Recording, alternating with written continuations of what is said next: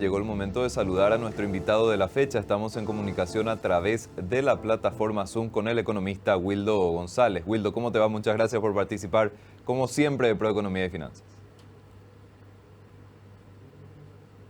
Muchas gracias, Eduardo, por la invitación y saludar a la audiencia. Wildo, queríamos consultarte tu panorama respecto a lo que sería la economía 2025. Evidentemente, de que se tiene un panorama positivo, pero hay cuestiones que tenemos que analizar siempre en materia de desafíos. Para el año 2025, Wildo, si es que analizamos los principales indicadores macro de nuestro país, ¿qué te parece que podemos esperar también considerando lo que fue la última revisión o la primera proyección en realidad de 2025 del Banco Central?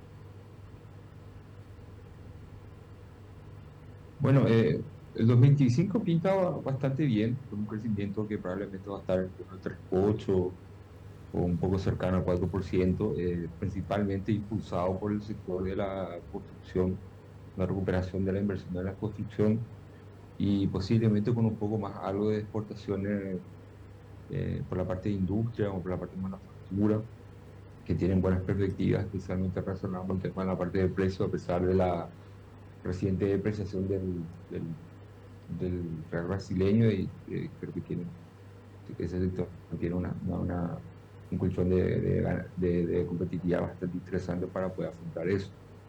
Ahora, por la parte de lo que puede ser el mercado laboral, esperemos que se recupere, que empiece a generar más, más empleo, especialmente la parte de una recuperación, la parte del sector de recursos naturales, que después del shock negativo de término de intercambio debería empezar a aportarlo la generación de empleo que comúnmente suelen tener y posiblemente esperar que se estabilice la creación de empleo en torno a los 100.000 empleos por trimestre.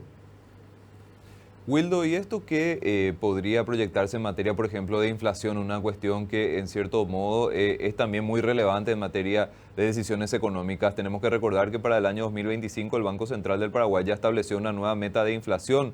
Por ejemplo, ¿qué te parece que podemos esperar en torno a precios? Y lo más probable es que la parte de inflación va a haber un poco de tensión ahí, especialmente por el tema de que el Banco Central va a tratar de ir empujando las medidas subyacentes a niveles que sean coherentes con una inflación tendencial coherente con la meta de inflación nueva que está teniendo el Banco Central.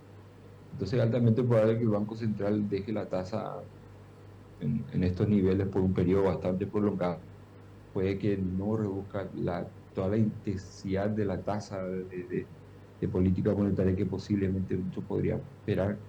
Entonces, eso debería generar un poco de presión a la baja inflación. Eso por el lado local. Por el lado externo, las perspectivas relacionadas a la parte de la inflación externa te dan cuenta de que hay una alta probabilidad de un shock de inflación relacionado con posible disrupción en la cadena logística por una posible guerra de tarifas, pensando en las medidas que Trump puede realizar y tanto que después posiblemente los otros países afectados tomen. Eso puede llegar a encarecer el precio internacional de las materias primas y eso puede llegar a afectar directamente a nuestra economía, como recientemente pasó en el shock de inflación reciente. Wildo, y en lo que sería, por ejemplo, el desempeño de la economía por sectores específicos, ¿qué te parece que podría resaltar el año que viene? Creo que este año 2024, en cierto modo, fue de relativo equilibrio. Sin embargo, hubo sectores que resaltaron más que otros, la parte de servicios, entiendo que también la parte de manufactura. ¿Cómo podría ser, por ejemplo, la estructura económica en el año 2025? Bueno, este año el crecimiento básicamente se sustentó en sectores no recursos naturales, no era parte del escenario base de este año, pero terminó resultando, terminó entregando un nivel de actividad que está dentro de las predicciones, pero con un poco de historia diferente. Para el año que viene, la historia sí debería ser diferente, porque ya ahí en la parte de los sectores de recursos naturales debería empezar a contribuir de manera un poco más positiva, todo relacionado con al menos una leve recuperación del precio de la soja, buenos niveles de producción en la cosecha y eso puede hacer que el sector de recursos naturales tenga más preponderancia de lo que tuvo este año. Ahora, eso va a ser bastante interesante ver cómo interactúa con un posible eh, dinamismo intenso en el sector de la inversión, tanto la parte de la construcción. Wildo, ¿y cómo te parece que podría ser el proceso del famoso grado de inversión para Paraguay? Este año 2025 estaría planteando algún tipo de movimiento diferente, algún tipo de novedad. Evidentemente que también estamos con la gran expectativa de las próximas revisiones de las calificadoras. Pero ¿qué te parece que podríamos esperar en el 2025 en lo que sería inversión para Paraguay? Bueno, el año que viene, para mí, en particular, es poco probable que haya un cambio en la calificación soberana. Posiblemente el resto de las otras agencias van a estar haciendo una evaluación constante del estado, del punto crítico de nuestra economía y probablemente en 2 años en adelante posiblemente podamos empezar a ver un cambio en la calificación de la otra calificadora. Eso debería darse lo que comúnmente la literatura nos indica que después del primer grado de inversión, el siguiente grado de inversión tarda aproximadamente entre 15 a 20 meses probablemente. Pero es justamente, Wildo, lo que necesitamos también para ir encaminando ese proceso económico. Si hablamos de la necesidad de diversificación de la economía y cuestiones también fundamentales para nuestro desarrollo económico, tenemos que hablar también de un avance en este proceso, si no prácticamente nos quedamos estancados. Yo no diría estancado, fíjate que ya es un logro haber llegado a tener calificación soberana con, con una calificadora de riesgo. Ahora, para la siguiente, es normal que eso se dé en bolsa. Obviamente la economía necesita, y lo hace bastante bien que se reconfirme el grado de inversión, pero eso tiene su proceso y yo creo que hay muchas más señales que la economía puede llegar a dar. Tiene que hacer bien, razón, y también por el tema de cómo se vaya a poder ir profundizando el mercado de capitales local, pues va a poder ser una señal bastante atractiva para los inversores y va a ayudar bastante a- a- a que la economía tenga un dinamismo interesante para el 2025. En materia de reformas, aplicación de políticas o de avance de nuestro proceso económico, Wildo, ¿te parece que el 2025 podría ir planteando algún tipo de justamente avance, paso hacia adelante en las cuestiones que las calificadoras de riesgo evalúan, consideran y siempre recomiendan a nuestro país?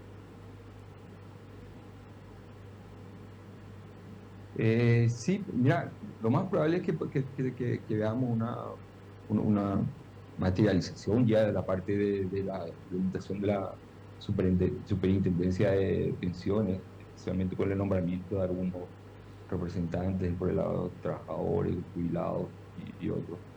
Entonces, por ese lado ya es probable que se dé ya un avance un poco más significativo. Ahora, existe otro tipo de reformas que probablemente no sé hasta qué punto puedan llegar a darse de manera intensa.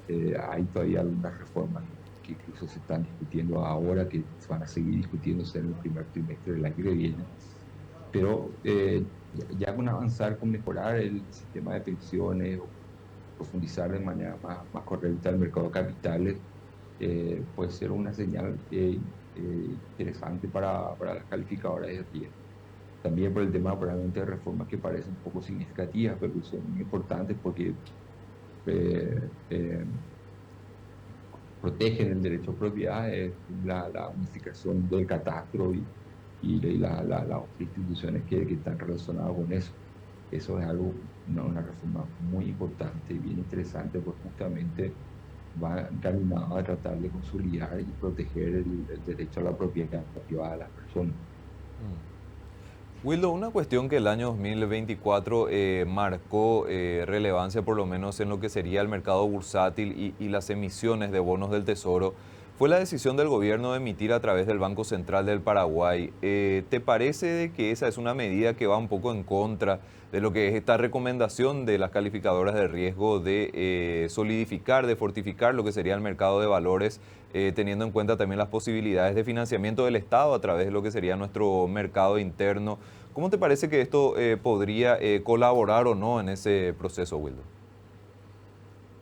Bueno, inicialmente no es algo que justamente colabore. tratar de profundizar nuestro mercado de capitales. O sea, eso es como un poco eh, claro, ¿verdad? Claro.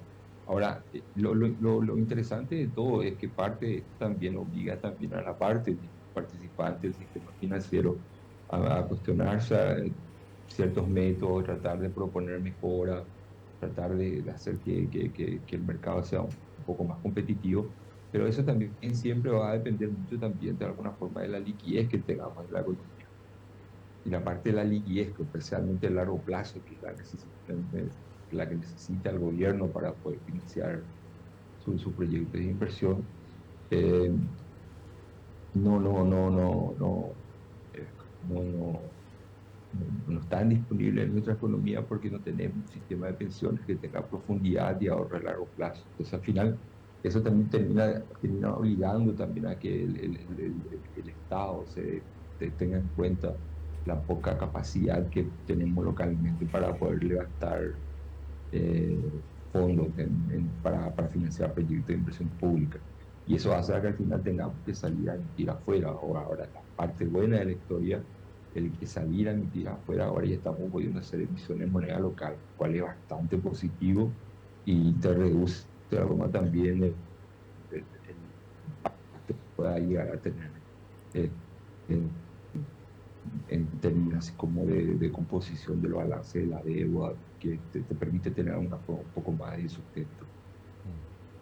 Wildo, el proceso de la superintendencia de pensiones también podría ser interesante para este objetivo de diversificar, dinamizar, profundizar lo que sería nuestro mercado de valores, teniendo en cuenta de que una de las grandes cuestiones que se plantean es la posibilidad de ir diversificando las inversiones. Tal vez el mercado bursátil puede ofrecer cuestiones interesantes desde ese punto de vista de las inversiones. Sí, sí, la, la, la, la, la creación, o sea, la creación y la parte de la implementación de la superintendencia de pensiones va a facilitar bastante eso.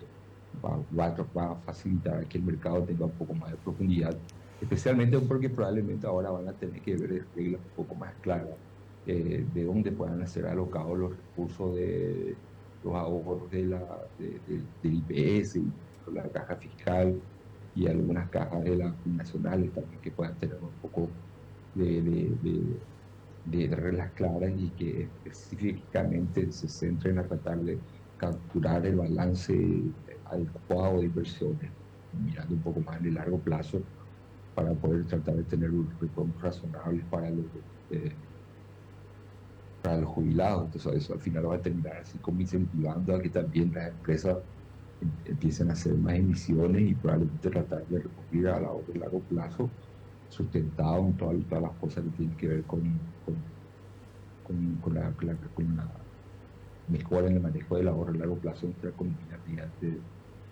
las posibles medidas que pueda tomar la superintendencia de pensiones. Pero hay que ser sincero, Wildo, de que no va a ser un proceso fácil tampoco, porque siempre hay mucho temor cuando se habla, por ejemplo, de las inversiones en bonos. No sé si de repente se habilita algún tipo de inversión en algún instrumento diferente, pero cuando hablamos ya de cuestiones saliendo un poco de la seguridad, entre comillas, de los certificados de depósitos de ahorro, siempre hay voces en contra. Es una cuestión también que va a ser importante dentro de lo que es el debate y la posterior ejecución de este tipo de cuestiones. Bueno, eso también va a pasar un poco también por la parte un poco más de tratar de tener educación financiera, un poco tratar de mejorar también la comunicación de la forma en que se toman las decisiones. Porque al final lo que uno va a estar tratando de hacer es necesariamente tratar de tener un buen rendimiento para el ahorro del trabajador.